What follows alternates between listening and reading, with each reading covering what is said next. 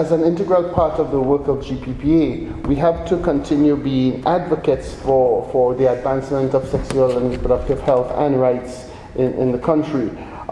We face certain realities and we have to address it in different ways. We have to acknowledge that young people have sex, young people are getting pregnant, young people are being involved in activities where they need that education, they need that support.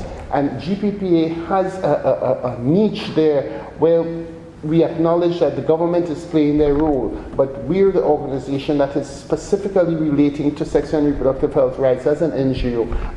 By and large, many persons can access healthcare, but we know where the problems lie. We know the issues of youth sexually transmitted infections, teenage problems, huge.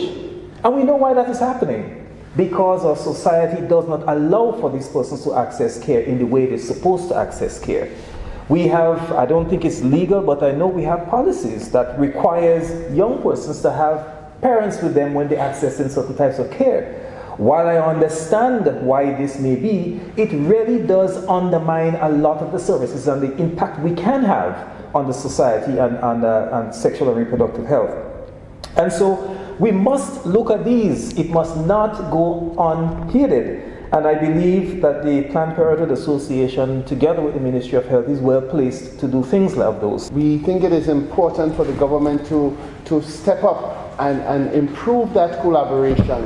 And we have requested that our annual subvention of 5,000 EC dollars be increased substantially. And I think making the request of $5,000 per month might be more in line with the sort of collaborative efforts between the ministry and GPPA.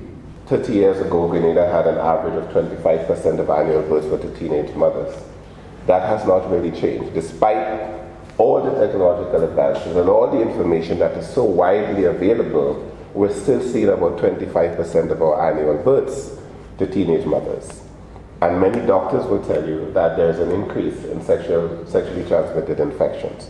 So despite all the information that's available out there, people are still making choices that are not necessarily best for their sexual and reproductive health. And so we want to continue to speak to all the members of our population, but we really want to see more young people involved. The work of GPPA has to extend to all levels of the population. And for example, when we see the sexual abuse taking place, we see the murder of the little girl and this whole situation, we have to realize that these are issues that needs to be tapped into and be advocated for by the GPPA. We have to promote more education among the youth in the school system, because there are a lot of young people who just don't know better.